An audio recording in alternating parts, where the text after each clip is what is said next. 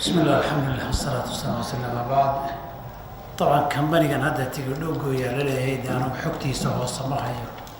ma garanayo laakiin systemka la sheegay isna qiimay kambaniyada waxa ka shaqeeyay inta kaliya ma aha waa kambaniyada la yiraahdo network marketing baan filayaa inay tahay waa kambaniyo u dhigan adigu laba qof baad keeni aday kugu hoos qornaanayaan laba fallaarood baa hoos kaaga bixi labadii qof tusaale weeye mid walba labuu keenayaa adu keli baad ahayd hoostaadana labay ahaayeen labadii min labay keeneen waa afartaana min labay keenayaan oo iyagana fallaadha kasii hooseynaysa markii shaxda la sawirayo afartii min laba markay keenaan waa imise sideedii min labay keenayaan kasii hooseeya iyaga waa 16 min labay keenayaan kasii hooseeya waa 32 iyagiina min labay keenayaan waa 74 wahaakada marka shaxda sidaas isu daba joogta waxay caan ku tahay network marketing waxaa kaloo la yidhahdaa pyramid waxay soo bilaabatay 80-meeyadii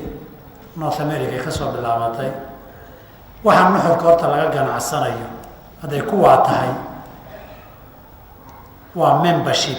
lacagtaa laga qaaday wey adiguna intaad keentay kay keenay kuu sii keenay waxay gataan baad commission ku leedahay lagu leeyahay marka dambe waxaa lagu sawirayaa in la gaari karayo 5 bilyan ee caalamka lagu sheegay oo shirkadan wada client-iyo macmiil wada suuragal ma tahay hal shirkada waxay soo saartay in iska daa 5 bilyan 40 milyan ee Kenya ay macmiil u wada noqdaan suuragal miya hunguriga laga soo ridayaa marka hunguriga baa laga soo ridayaa membership bay ka shaqaysan jireen waa la mamnuucay qawaaniintii baa mamnuucday kadib wax gabaad laga dhigto oo qawaaniinta lagaga gabadaa la samaystay markaad xoogay joogtaba kambaniyo cusub baa soo baxaya kuwii horena suuqay ka baxayaan mar qalab tacliimeed bay sameeyaan baa la dhihi mar electronic bay soo bandhigayaan mar dawooyin bay ka shaqaynayaan iyo herbals iyo wax lamida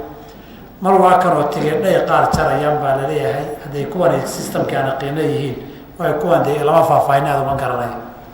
innaga shirkado badan baa ina soo maray Kenya oo dhowr sano markay joogtaba suuqay ka baxdaa markii xisaab ganacsi ahaan la xisaabo 6% baa faa'iida dadka xubnaha noqda qaalibka 94% way khasaaraan halkay higsanayeen ma gaaraan kambaniyada haddii aad dib ugu noqotaanna membership baa laga ganacsanayaa alaabta lagama ganacsano walidaalika kambaniyada alaabta soo saara haddaad daba gasho beray warshad ku leeyihiin ma jirto adduunka daafihiisa haddaad website-yadooda gasho ilaa 7-8 baan website-yadooda galay waxaa la xayeysiinaya company production loo wax soo saarayahay badeecadii buu xayeysiiyaa wakiiluu yeeshaa badeecadiisoo suuqa socotaa la arkaa kuwa waxaas ma jiraan website-ka markaad gasho waxa la xayeysiinayo ee la kala dhigdhigayo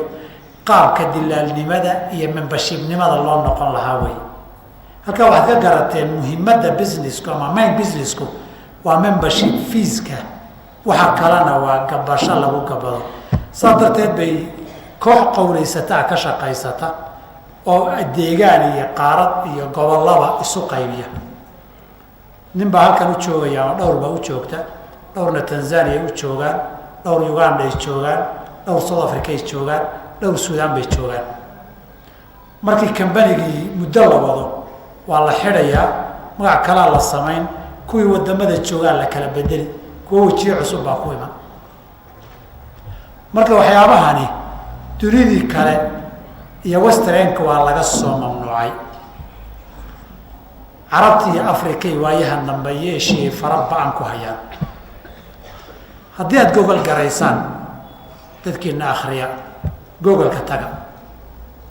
waxaad Google garaysaan businesska network marketingka la yidhaahdo iyo adduunka waxaa ka jira inta maxkamadood ee sharikado sidaasoo westernka iyo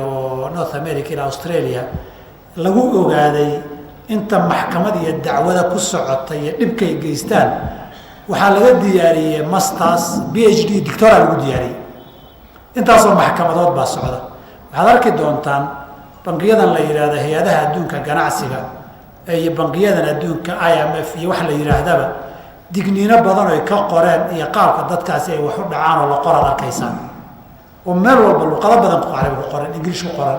baad arki doontaan waxay xisaaban yihiin khiyaan musuq maasuq ganacsi ama waxay leeyihiin fraud businesska ay yidhahdaan bay ka mid yihiin caalamul carabina majaalis iyo majaamic badan baa la geeyey hay-adihi iyo wasaarado badan baa fadhiistay inay waxaani tuugo iyo khiyaano iyo burcad qowlaysata ay yihiin bay hay-adihii dhaqaalaha iyo dowladihii iyo hay-adihii cilmiga iyo diinigaa isku raaceen intooda badan saas darteed ganacsigani ma banaano waxaan umayn tu oo naynkii miyay ahayd markii u horreyseen ka hadlay habeen ma halkan kaga hadlay ilahi wuxuu qadaray subixii heerlaynka national journalo waddanka waxaa ku qoraa 35 bilyan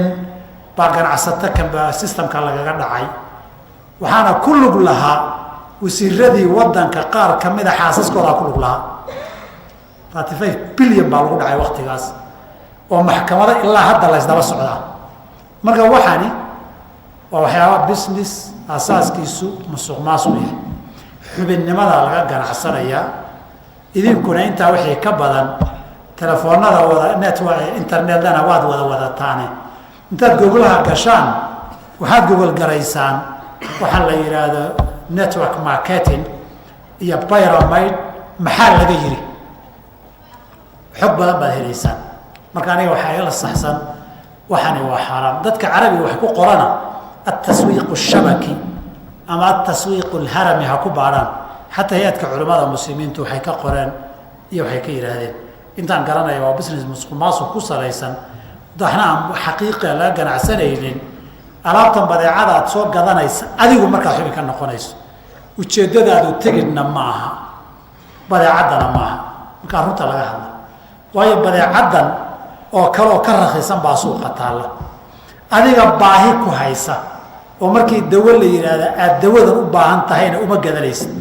inaad membership nimada heshaa lacagta u bixinaysaa dadka gadanayay alaab 5 kun joogta bay 20 iyo 30 ku gadanayaan qaarkood intay soo qaadaan dawooyinkii herbaliski iyo electronic iyo education equipment-igi la sheegay iyo guriga iska dhigayaan uma baahna qofku waxa ma bartaba qalabkii waxbarashadu soo qaatay waxna ma barto muxuu rabay marka ilaa dhowr iyo 10 qof ka badan oo Soomaaliya intii baan waraystayo waxaan ku ilaahay inta ka yaabtay diin baad weydiinaysaa ma alaabtan aad rabtay